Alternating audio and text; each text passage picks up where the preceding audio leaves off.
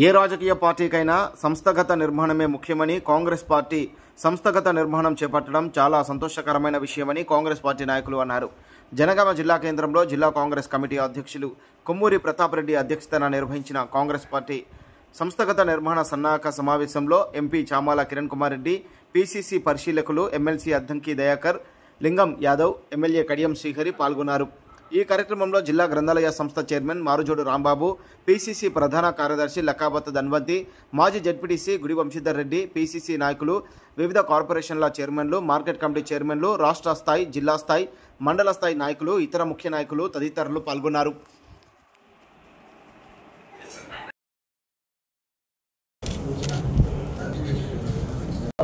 మాజీ market chairman Vemala Sattanna గారిని, మాజీ వైస్ చైర్మన్ కంచరావణ గారిని, డాక్టర్ రాయమోహన్ సార్ను, doctor Lakshminarayana sir, minority cell అందరూ సహకరించవలసిందిగా కోరుతున్నాను. ఈ మధ్య అటాక్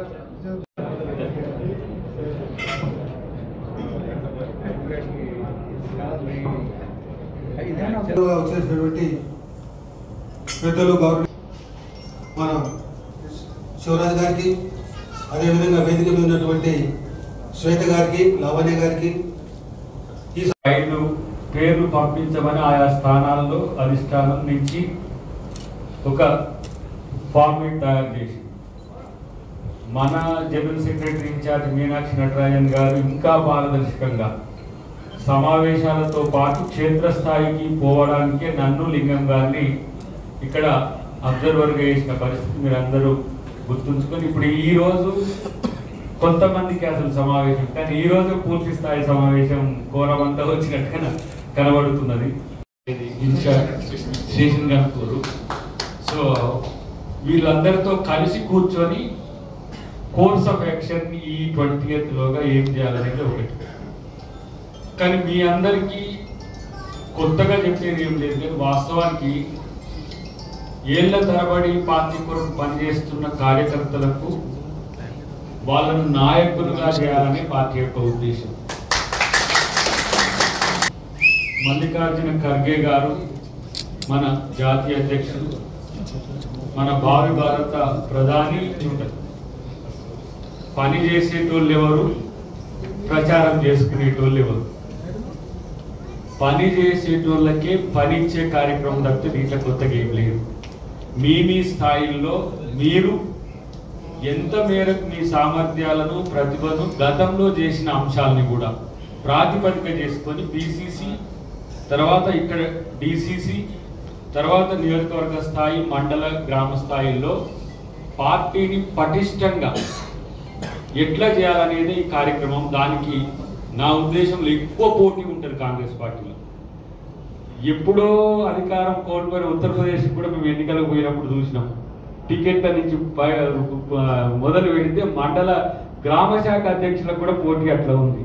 కానీ ఇక్కడ రేవంత్ రెడ్డి గారు పిసిసి అయిన తర్వాత దాని క్షేత్రస్థాయికి ఏ విధంగా తీసుకుపోగలిగిందో, ఆ తీసుకుపోయిన తర్వాత వచ్చిన లీడర్షిప్ను కన్సాలిడేట్ చేసుకునే ప్రయత్నం ఇదంతా 3 అంచెల ఒక ప్రోగ్రాం మనం అనుకుంటున్నాం. కాబట్టి మీరు స్థానిక ప్రజాప్రతినిధులకు కోఆర్డినేషన్గా ఉండి రేపు వారధులుగా ఉంటారు. పార్టీకి, ప్రభుత్వానికి మధ్యన వారధులుగా ఉంటూ రేపు ప్రభుత్వంలో వచ్చే అవకాశాన్ని కూడా, రాజ్యాంగబద్ధ పదవులను కూడా పొందడానికి కూడా అర్హత పొందేందుకు ఇది ఒక వే. ఫస్ట్ పార్టీకి సంబంధించిన చాలా మంది ఎస్పిరెంట్స్ కూడా వివిధ రకాలుగా ఉన్నారు. చైర్మన్లు ఉన్నాయి, డైరెక్టర్స్ ఉన్నాయి, ఇతరత్ర అవన్నీ కూడా ఉన్నాయి. కాబట్టి ఇప్పుడు ఒక అబ్జర్వేషన్ అనేది మాత్రమే ఇది సెలక్షన్ కాదు. మేము పొటెన్షియల్ క్యాండిడేచర్ను సోషల్ జస్టిస్ బేస్డ్గా ఆయా ప్రాంతాల నుంచి, లేకపోతే ఆయా క్షేత్రం నుంచి అధిష్టానానికి, అంటే మన పిసిసికి నివేదించడం.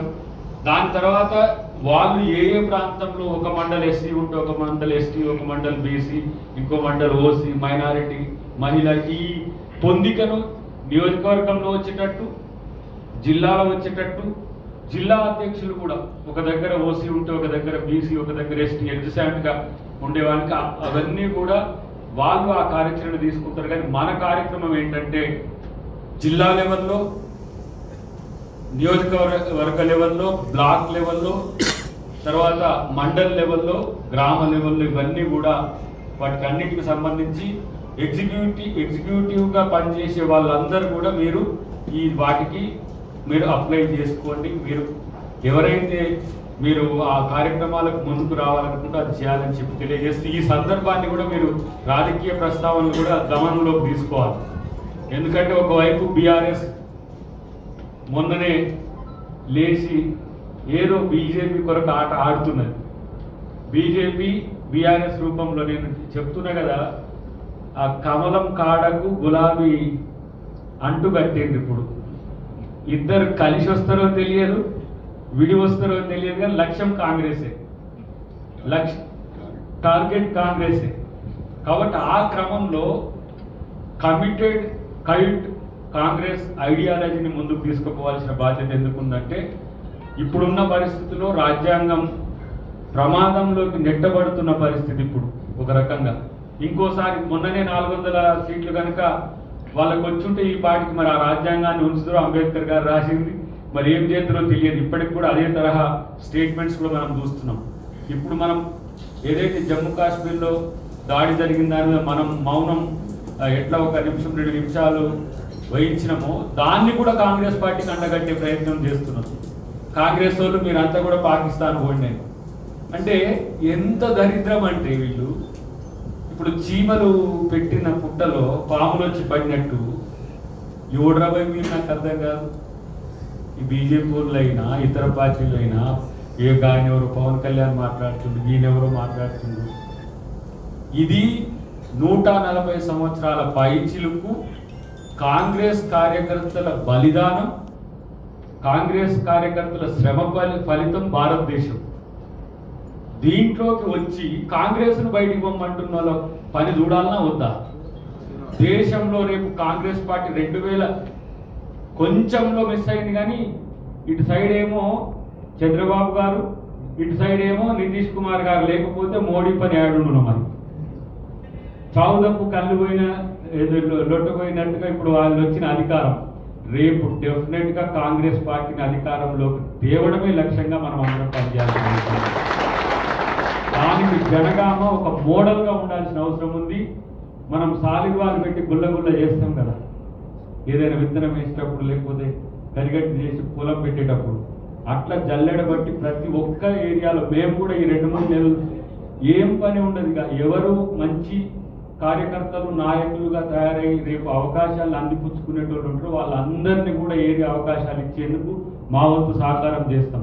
కానీ ఒక్క విషయం, ఈరోజు కాంగ్రెస్ పార్టీ కాంగ్రెస్ ముక్త్ భారత్ అనే పేరు మీద బీజేపీ వస్తుంటే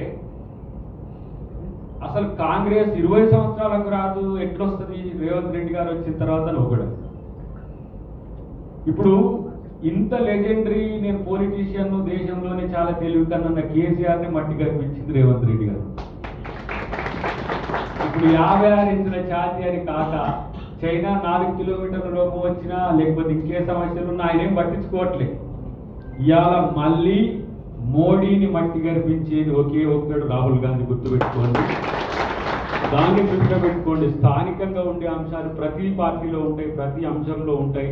మనమందరం ఒక కుటుంబంగా ఒక ఎమికబుల్ సొల్యూషన్ అంటే ఏది ఒక పరిష్కారయుతమైన శాంతియుతంగా మనం ప్రయత్నం చేసుకోవాల్సిన అవసరం. చాలా పదవులు ఉన్నాయి, ఒకటి కాకపోతే ఇంకొకటి పని చేసేటువంటి పని లేదనేది లేదు. ఇలా కాంగ్రెస్ పార్టీలో నిజాయితీగా పనిచేసే వ్యక్తుల యొక్క ఆలోచనలకు రూపం ఇవ్వడానికి ఈ కార్యక్రమం ఉందా ఈ విషయాన్ని స్పష్టంగా తెలుసుకోండి. మీరు ఇప్పుడు మీనాక్షి నటరాజన్ గారు వచ్చిన తర్వాత పార్టీ కార్యాచరణ కానీ ప్రభుత్వ కార్యాచరణ కానీ ఎంత పకడ్బందీగా ఉంటున్నది. మొన్న సిఎల్పిలో గౌరవ పెద్దలు ఇద్దరు కూడా ఉన్నారు.